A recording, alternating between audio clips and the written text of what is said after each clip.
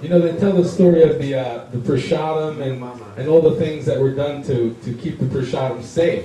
And of course, Radhanath Maharaj was the night guard, and he could guard everything, but he could not guard the Mahaprasadam from the senior Vaishnavas if they were in such a mood as to raid the cabinet. And I remember one night, and I can't remember, Maharaj might be able to chime in and clear up my memory a little bit, but I remember in the winters Maharaj would sit inside here in this prasadam room, and also this devotee Taru, the prasadam addict, would sit and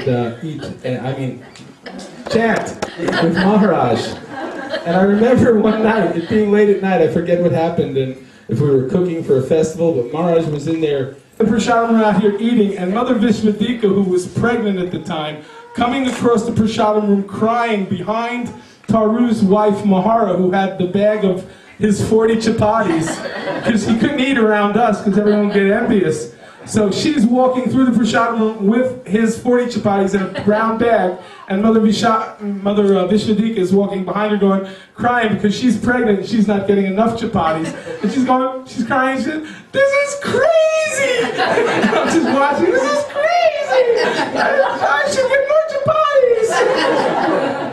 One time I was, there were all these rituals you went through to get prasadam in Vrindavan. And one was if you were fortunate enough to be Kirtananda Maharaj's servant, where you could bring him his lunch in his cabin up here, he would eat very, very austerely, eat very simply, but you would bring him his tray, and he would sit humbly in the corner while he ate, and then he would serve the other Vaishnavas, and you would sit there humbly and, give them little pieces off his plate.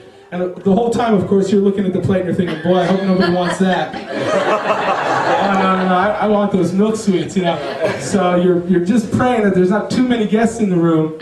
And after they take the prasadam, then you take it and humbly walk out the door as if you were going to clean the plate.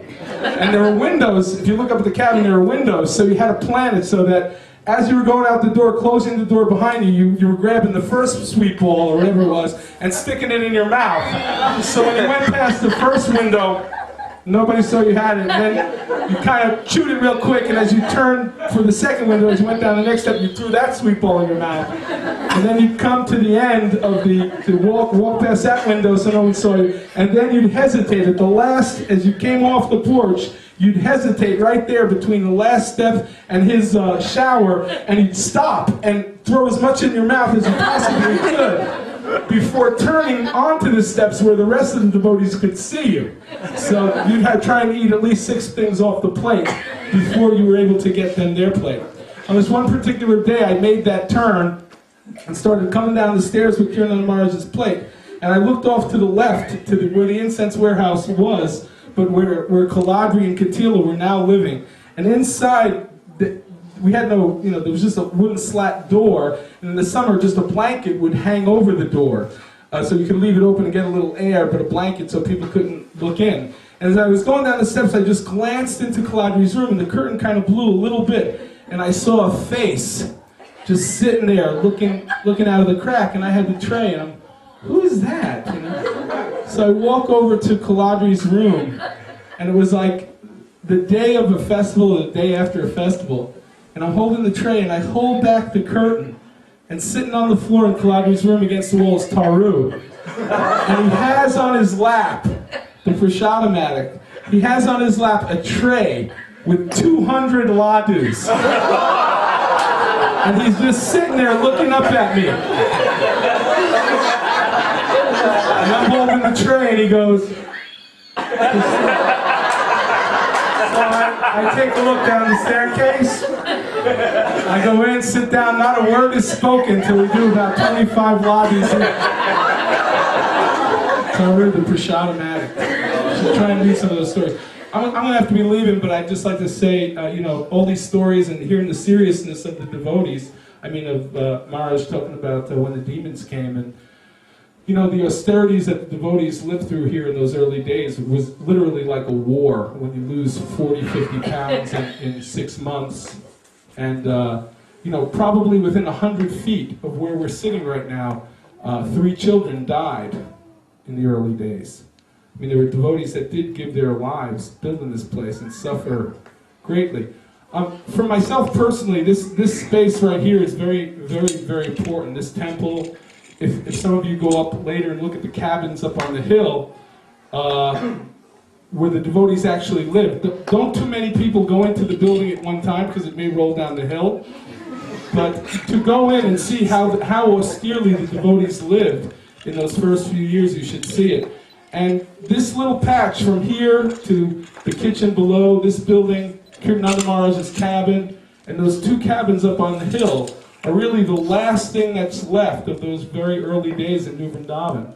So it would be nice if somehow or other we could come up with a plan to try and preserve them and make a nice little memorial here so that when people come, an old fat person like myself could sit here during the day and tell people about what it was like to be in New Vrindavan in those days. So if anybody does come up with any kind of plan, I'd be happy to talk to them and perhaps help out. And thank you all. It's been nice talking to you. It's great to see everyone in here. I'm amazed because, as the devotee said, the wall right there, that railing, was the back of the temple. And to think how many devotees would get in this one temple room for those festivals. 200-300 devotees would be crammed in this room. Srila Prabhupada, when he was here, sitting just further up, right where you're sitting, the Vyasa-san was there. Prabhupada sitting there looking at Vrindavan Chandra. So, thanks. It's been nice talking to you all. Haribol. His Gayatri. Well, Gargarishi was famous for falling asleep. So, Gargarishi sat across the room and immediately fell asleep. Well, he woke up and thought that he was late. He had slept through the lunch. So he immediately hopped up and grabbed the tray. He didn't notice that Kirtananda Swami was still doing his Gayatri. So he took the tray and headed out the door. And as Advaita pointed out, when you get the first door, you had to get the first sweet in your mouth. So he's walking out the cabin, and he's got... And Gargarishi had perfected this technique. He was one of the best. So he had about a third of the plate eaten by the end of that walkway around the cabin. By the time he hit the end of the walkway, Kirtananda Swami had finished his Gayatri and had screamed out to Gargarishi, who had no idea that he'd eaten the prasadam before Kirtananda had a chance. Tapapunj Prabhu. Thank you.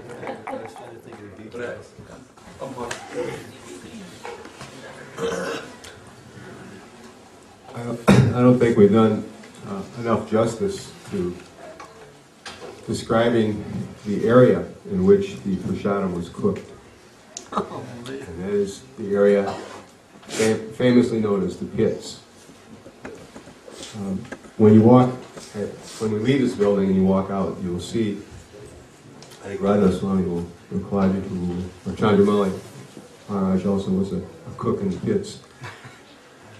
You'll see this area next to the small black building below us here. And at that time, that black building served a dual function. The first function was that it provided an enclosed shelter for cooking for the deities. And actually, if you go inside that building right now, as bad as it looks on the outside, on the inside, it's actually a nice marble floor, marble countertops. And upon entering in those days, it would be filled with 5 to 10 of the mothers in the community who would be cooking all the wonderful preparations that Kolhapur was describing. So that was the first function. It served as a deity kitchen. And it was very wonderful living in this community to see. And we talk about the deities are the center of the community, to give everything to Krishna. But actually, when you live in a village-like setting, in which the deities are so close, and the cows are so close, and you actually see the way in which the devotees are actively serving the deities and the cows, you're convinced of that philosophy.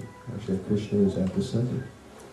So that small black building, in serving that purpose as the deity kitchen, not only were wonderful preparations coming out of that, saturated with devotion, but also the timing, the exact timing of everything so that one principle of deity worship, punctuality, is being very, very closely and strictly observed.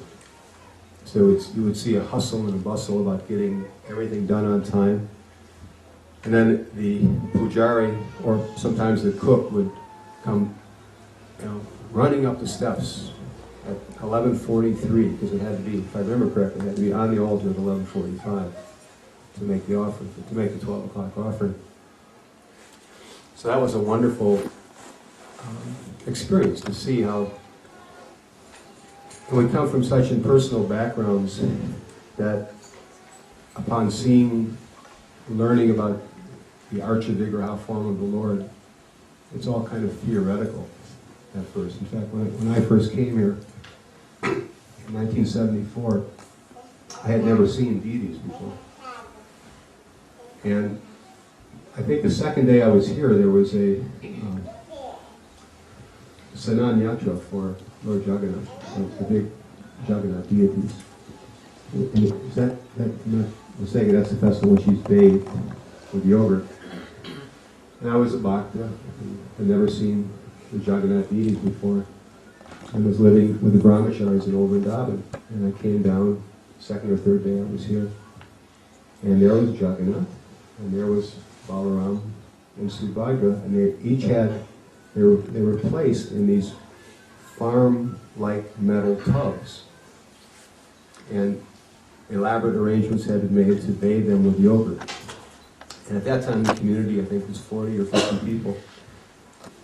And everyone was lined up in queue, and one pujari was standing, handing a conch shell full of yogurt. So I was a bhakta, and I was trying to understand, what is this going on? So I asked one of the devotees, I said, who is that, those three persons in the tubs there? And they said, well, that's God, and that's his older brother, and that's his sister. So I was trying to kind of digest that, and I said, well,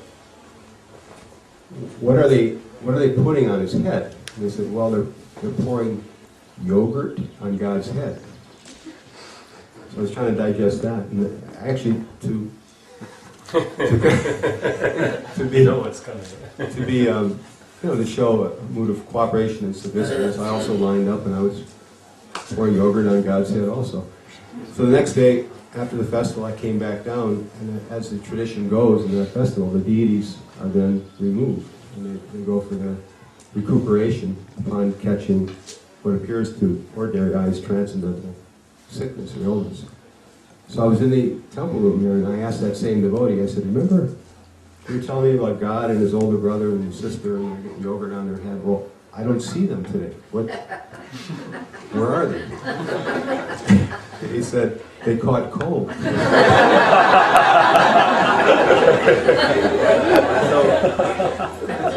I was very much amazed that here I'm becoming enchanted by this movement in which you can actually pour yogurt on God's head. God catches cold, he goes away for a while. So I was having lived as a hippie for many, many years, I thought, these are really far out people. Because they even have a philosophy behind the whole thing. So that building that we call, that you'll see outside here in front of the temple, that block building served that function. It served in Radha Vrindavan. But the other function that it served, that as Maharaj, when you were gone, I said we haven't done justice to describing the pits, was that it also provided the setting for cooking for the devotees daily. The daily cooking of all that austere prasadam that you've been hearing about was done not inside a building, but actually an overhang outside the building, which is nothing but a few pieces of corrugated metal stretched on poles, suspended on poles above these cookers, which are nothing but 55-gallon drums with holes cut in, and then grating, kind of crude grating put on top of them. And everything that was cooked for the devotees 12 months out of the year came from that place. including the majority of the Sunday feast cooking, if I remember correctly. So, if you've ever experienced a West Virginia winter in the 1970s, it was brutal here. It was very, very cold. There were, record cold snaps where you go through 10, 15, 20 days in a row of below 10 degrees, or just hovering at 10 degrees Fahrenheit. Yet, without fail, the Brijavasis here would perform their service every day. They would never give up their duty. They would always be there cooking. But as austere as it was, the absurdity of that, the ridiculousness of trying to cook under those conditions also served to kind of bond people into a sense of community.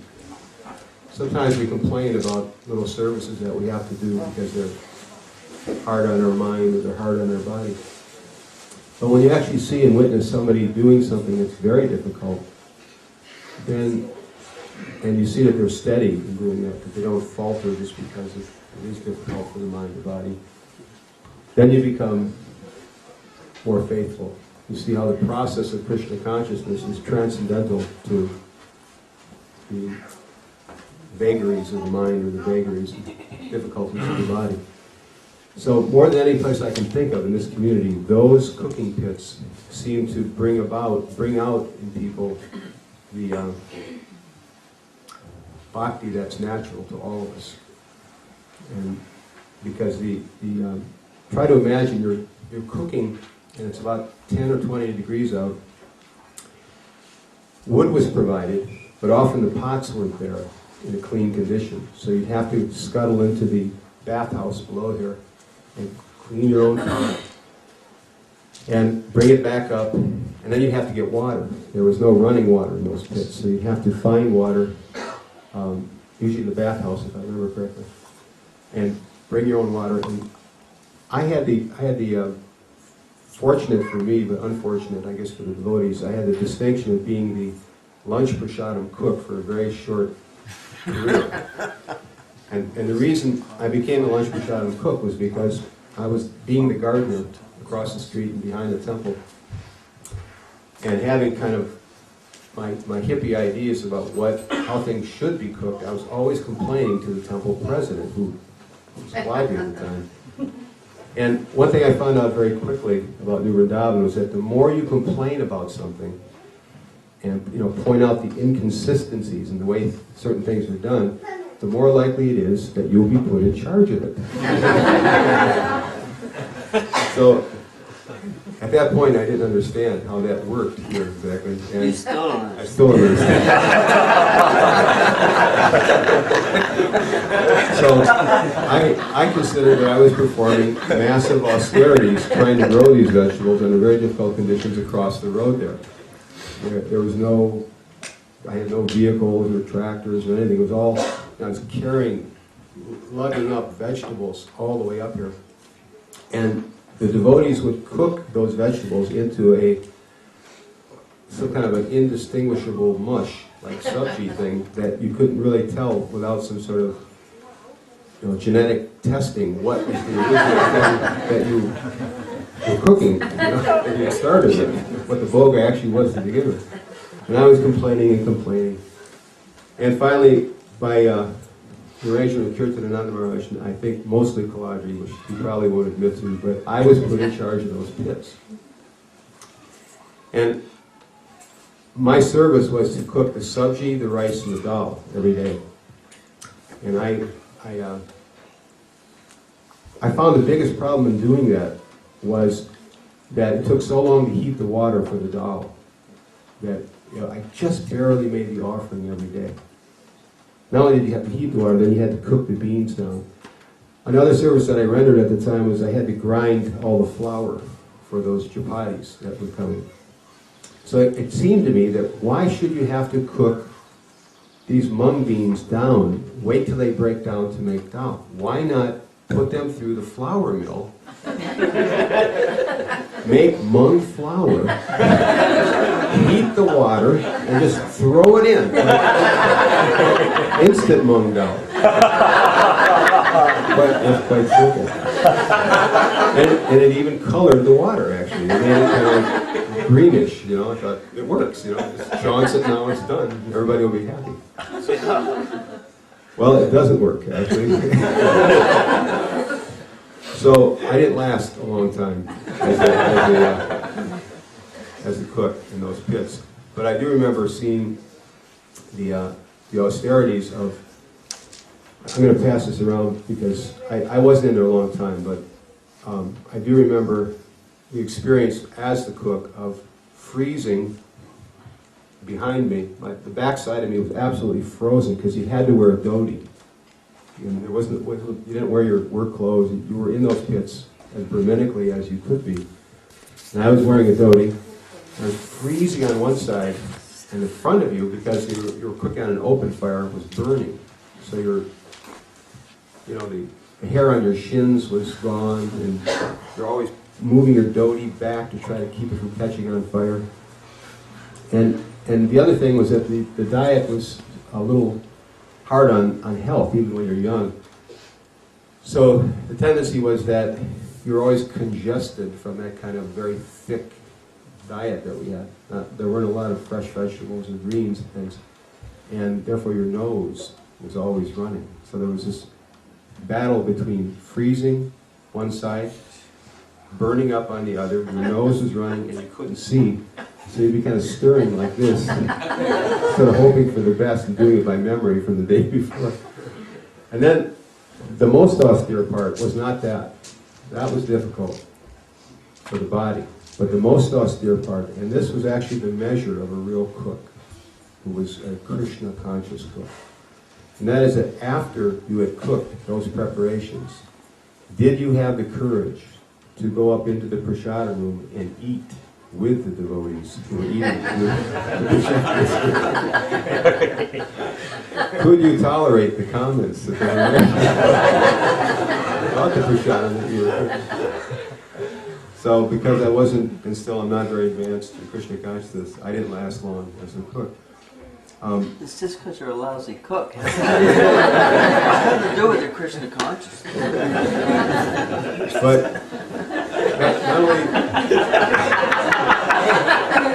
not only did the pit serve that function for cooking the lunch prasad for the devotees, but also all the milk that came from that barn that's no longer there. You can see the remnants of that barn, just the foundation is there.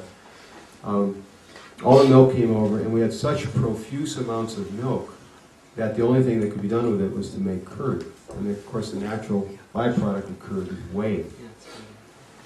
So this is probably going to be a little embarrassing for him, but I'm going to pass this on because I didn't directly witness this. I'm hoping one of the other older devotees here did. But Chandramali Swami, we need to tell the pastime of the time that Chandramali Swami was cooking whey, or it might have been ghee, in the pits. Okay. You want to tell? No. Can you? I'm sure you could do better. I wasn't directly involved with that one. Well, I was going to tell the story about the Bhokta story, which is very similar. Then Mars, you can tell us that story. You were there. We had what were called pickle barrels. There were these big, tall barrels that we used to get in Pittsburgh that they would import pickles in. And after they would get rid of them, we could buy them for 50 cents a piece. And we stored everything in the pickle barrels. So there was a big barrel of whey, from, as Tapa Point said, from making curd on a... There's one other thing you can make after you skim the milk, besides curd, is chaw. I forgot about the chaw. That's a whole other pastime I'll talk about later. But anyway, so there was always one or two big barrels of whey there to turn the next batch of curd. Well, there's a devotee Bhokta who used to do a lot of the cooking in the pits. One thing about the pits was, as he said, it's like an open fire. It's almost like cooking in a... there was a big opening in the front to put the wood in. And again, it's just a round barrel with fire, big round barrel with fire coming out. So the tips of your boots would often melt because your toes were right against the fire. Like he said, your back would be freezing, but the tips of your boots often caught on fire. And sometimes, as the Dvaita pointed out, if you had a polyester dhoti, if you lean forward, your dhoti would catch fire on the end of the fire. So at one time, Bhakta was cooking, was in the middle, he had 3 pots going, we had 3 different burners at least, sometimes 4. So he's running back and forth there, and all of a sudden his dhoti caught on fire. And he tries to put it out, but he can't put it out. So what he had to do was, he jumped in one of the buckets of whey, in one of the barrels to put his dhoti out, because his whole flame was catching around him. So he had to jump inside the barrel of whey and put the fire out of his dhoti. And of course we had to cover him up because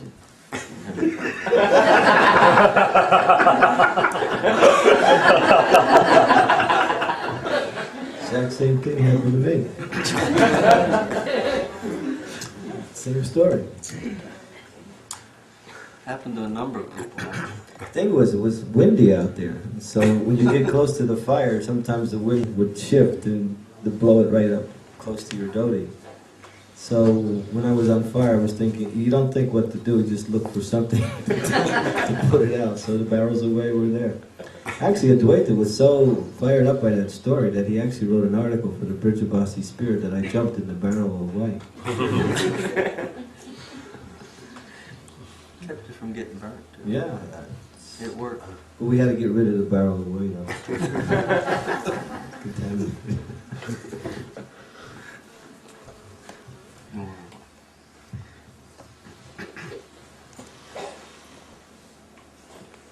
I don't want to tell this before Prasad, but I'll do it anyway.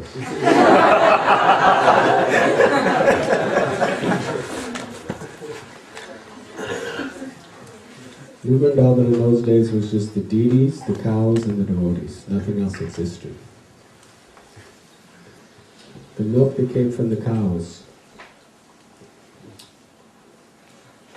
except what was offered to the deities, everything was made into skim milk. The reason was that they wanted ghee for the deities.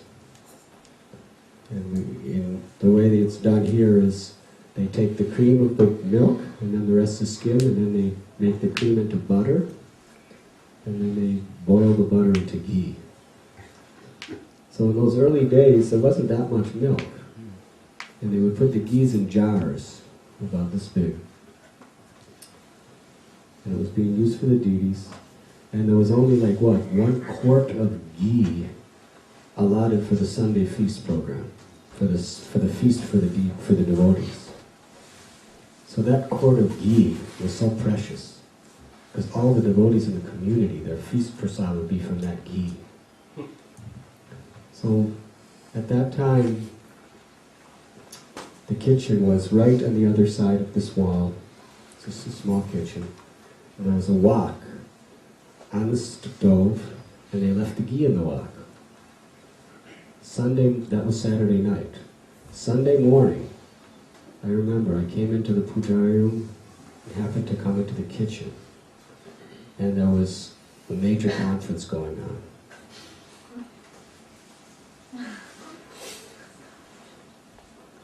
There was a rat, big, hairy rat, that entered into the wok and drowned in the ghee. So there was just this dead rat, and its hair soaked up most of the ghee. And that was the only ghee for the whole week for the Sunday feast program for the devotees.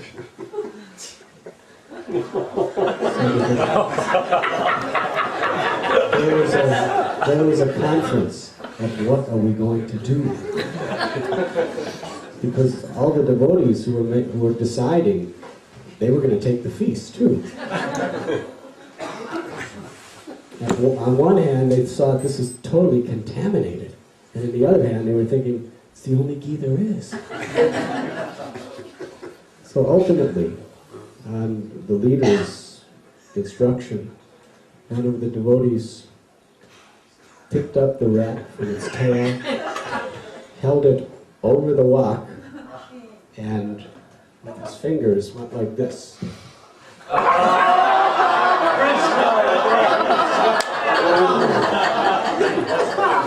Squeezed out every drop from that rat. it went squeezing it hard and pulling it down. So all the ghee went back into the wok. Then they threw the rat out the window. And said, ghee is always pure, it cannot be contaminated.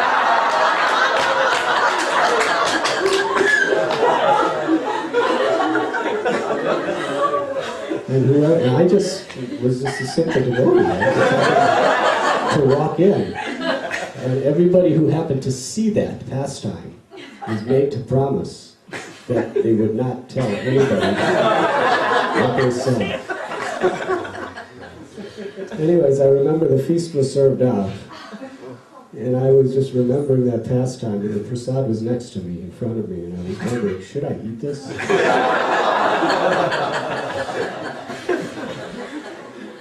And I remember the story of Prahlad Maharaj. If it's offered to Krishna, it's very nice. I was in India at that time, by the way.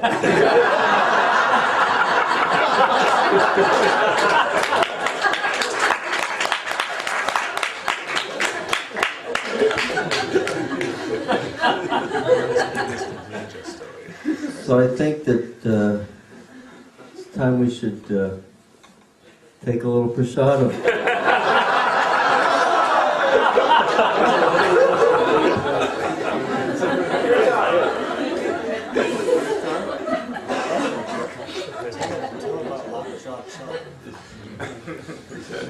Maharaj asked me just to give you a brief explanation. At one point we had many cows, they were giving lots of milk. This was of course later on. And we had begun the business, Prabhupada recommended that we sell New Vrindavan sweets and New Vrindavan ghee around to other centers. So we were starting to do that. So again, the process was you take the milk, which was very rich, you let the creams, and then of course they had what's called cream separators, little machine, hand cranked or electric, that would separate the milk and the cream, and then of course the cream would be turned to butter and then to ghee. So every drop of cream you had to get, because we were starting, was one of our little businesses to support ourselves. And so what was left over were actually gallons, huge amounts of milk, but it had absolutely no cream. It was the skim milk. It was just like white water. Had very little taste to it. So it really had no function. So Kirtananda had to figure out a way what we could do with this skim milk. So we developed a product that very few people knew about. It was called New Vrindavan Lockjaw Chaw. What it was, lockjaw was more descriptive than part of the title, because if you ate it, sometimes your teeth would stick together because it would lock your jaw. That's why so we had skim milk that had virtually no taste, and we would just put tons of sugar in it and just cook it like you cook burfi, but cook it further like you would cook a caramel. And so all you had was skim milk and sugar. And then of course later we had some subtle flavorings that we would add. And we tried to market the Lockjaw Chaw.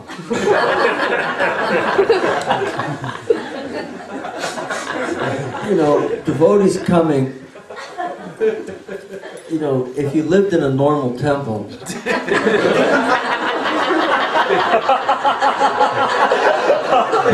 prasadam was so tasty and luscious, then they would come to New Vrindavan and we would advertise this chaw. But it was, the only people that ended up eating it were the devotees in New Vrindavan.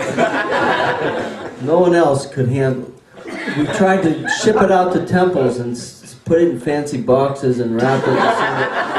New Vrindavan milk sweets. But we didn't use that term because we didn't want to get, you know, we didn't want to get sued. And of course, Taru, who was a prasadam addict, always had at least 3 or 4 slabs of chaw in his back pocket. He would always be chewing on New Vrindavan Lockjaw Chaw. And if anyone was having, you know, going through their, they were just so hungry and there was nothing to eat, he could always go to Toru and get a slab of love.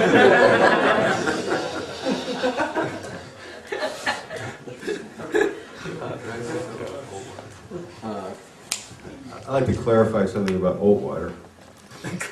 Because I happened to be in Kirtanananda Maharaj's cabin when the discussion first arose as to creating a breakfast preparation that would enhance and amplify the work ethic of New Vrindavan, which at that time, coming to New Vrindavan from city temples, of course, meant hard work, because those in city temples who could not seem to make it as book distributors or preachers or with various services in city temples would be put on a bus with a one-way ticket to Wheeling, West Virginia, and we would pick them up and they would become part of the New Vrindavan scene.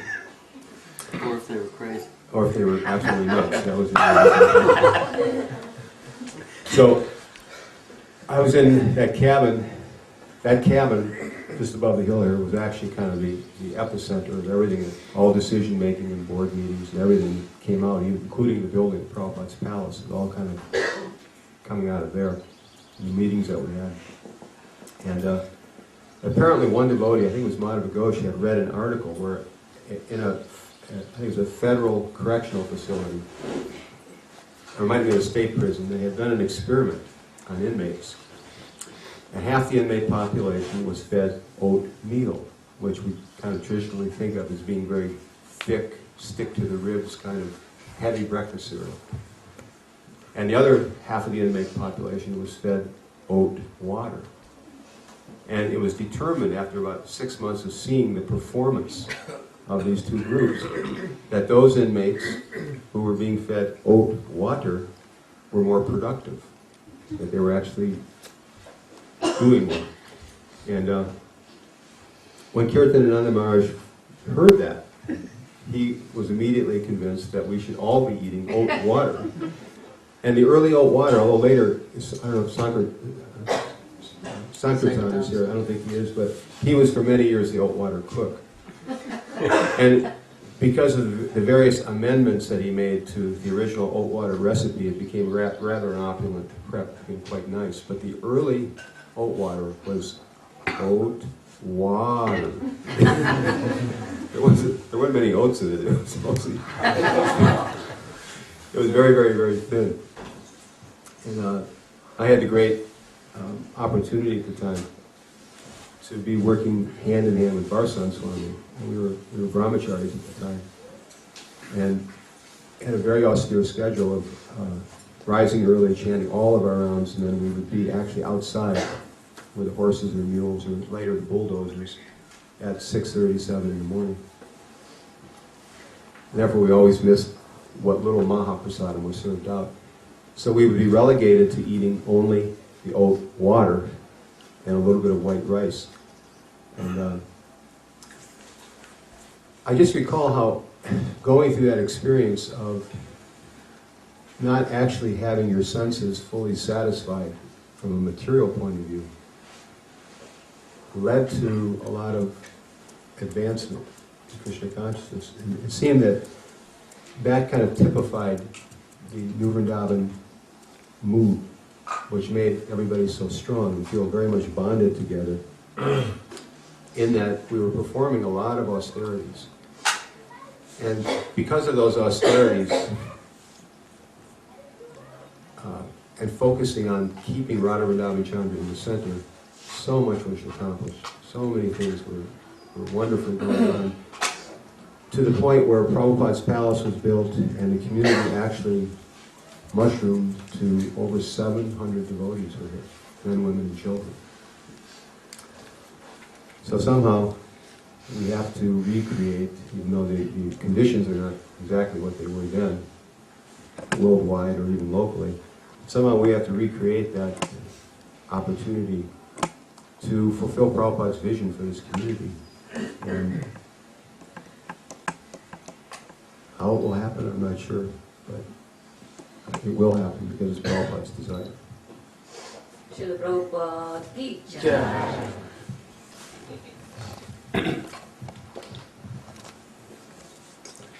This temple room really is a very sacred place in the history of New Vrindavan. Srila Prabhupada came to New Vrindavan in 1969. Then he lived in Vrindavan farm. He came in 72, 74, and 76. And all those visits, this was the temple room. Each and every morning, Srila Prabhupada would give his Srimad Bhagavatam class in here. He gave dozens and dozens of classes here. I remember in 1976, I was sitting right there, and this little temple room, just half the size of what it is now, was just crowded with devotees from all over the world. Srila Prabhupada was speaking on the teachings of Prahlad Maharaj. The first class was a long class, but he saw everyone was sleeping. So he started giving very short classes, saying the New Vrindavan devotees, they worked so hard, little sleep. Also, this was the place where hundreds and hundreds and hundreds of devotees were initiated by Srila Prabhupada. And I travel in various places of the world, very often. I meet God brothers who tell me I was initiated at New Vrindavan. In fact, I took first initiation, second initiation, and sannyas initiation right here in this room.